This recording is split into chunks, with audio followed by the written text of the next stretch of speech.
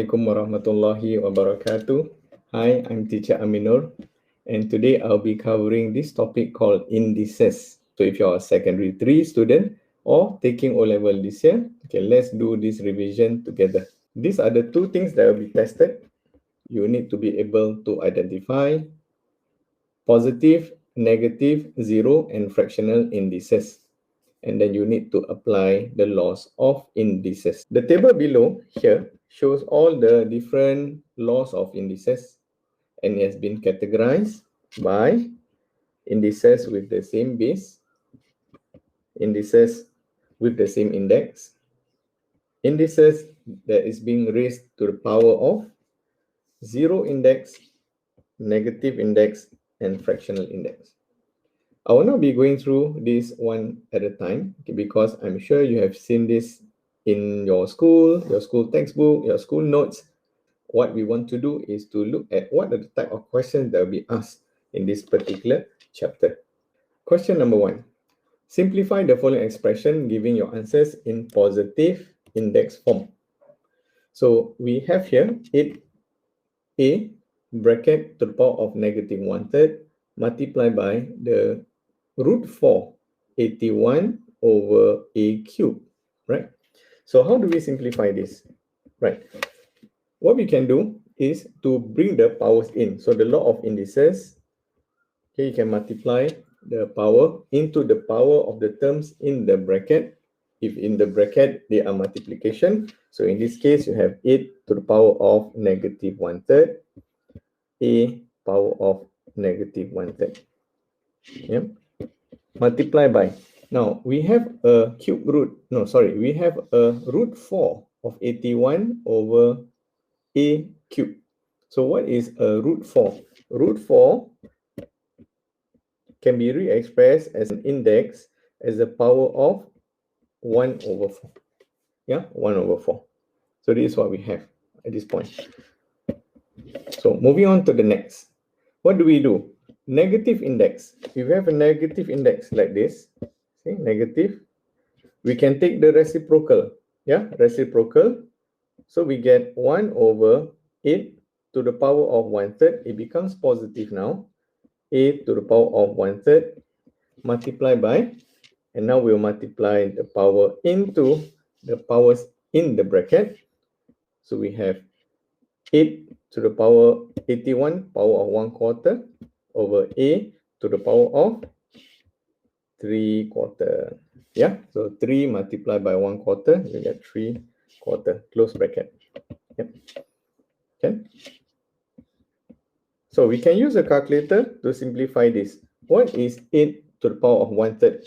8 to the power of 1/3, okay, is the same as cube root of 8.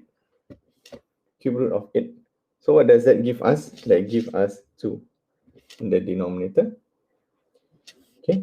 And a to be left as a to the power of 1/3 as it is, multiplied by 81 to the power of 1/4. So if you use your calculator, 81 to the power of 1/4, that gives you 3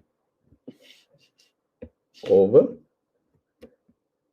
a power 3/4. So now we'll do a multiplication. Okay, we'll do a multiplication. And how do we multiply? Remember, multiplication of fraction will be numerator multiplied by numerator, denominator multiplied by denominator. So the numerator, you have 3 divided by the denominator. Now we have 2. Okay, how about a? You have a to the power of 1/3 multiplied by a to the power of 3/4. Yeah, so that gives you, we will add the powers up.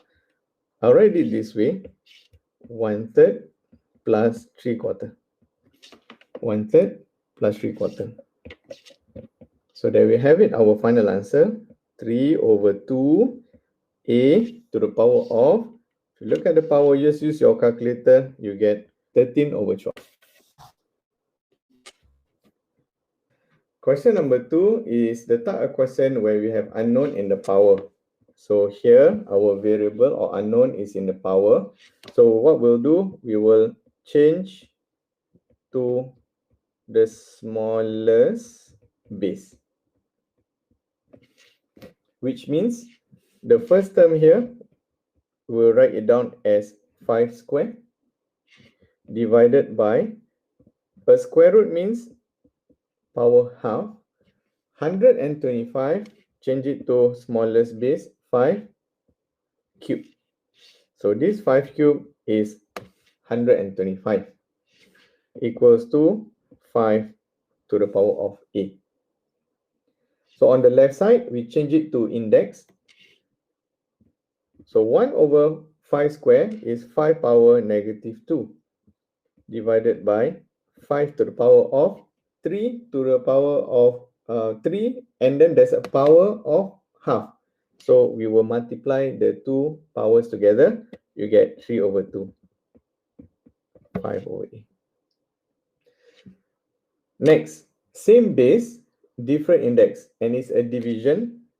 So it's 5 power of negative 2 minus 3 over 2 equals to 5a. So that is 5 to the power of, you can use a calculator. This gives you negative 7 over 2, 5 power a. And so we can just compare the power, correct? Therefore, a equals to negative 7 over 2.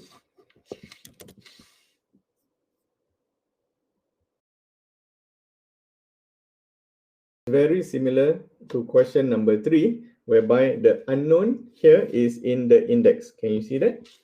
Again, what do we do? The strategy is to change to the smallest base. Yeah. So between 4 and 6, right? What will be the smallest base between these two numbers? It will be base of 4. So this number, I'll just leave it first. But on the right side, I will re-express as a base of 4. So 1 over 4 squared.